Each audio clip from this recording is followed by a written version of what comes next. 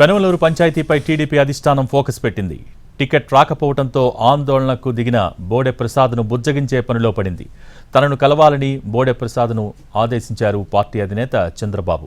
మధ్యాహ్నం 3 గంటలకు చంద్రబాబును కలుస్తారు ప్రసాద్. బోడె ప్రసాద్కు టికెట్ లేదని పార్టీ హైకమాండ్ ఇప్పటికే స్పష్టం చేసింది. పెనమలూరు టికెట్ను దేవినేని ఉమకు ఇవ్వాలన్న ఆలోచనలో ఉన్నారు పార్టీ పెద్దలు. ఉమ నియోజకవర్గం మైలవరాన్ని వైసీపీ నుంచి వచ్చిన సిట్టింగ్ ఎమ్మెల్యేకే వసంతకే ఇచ్చే అవకాశాలు ఉన్నాయి.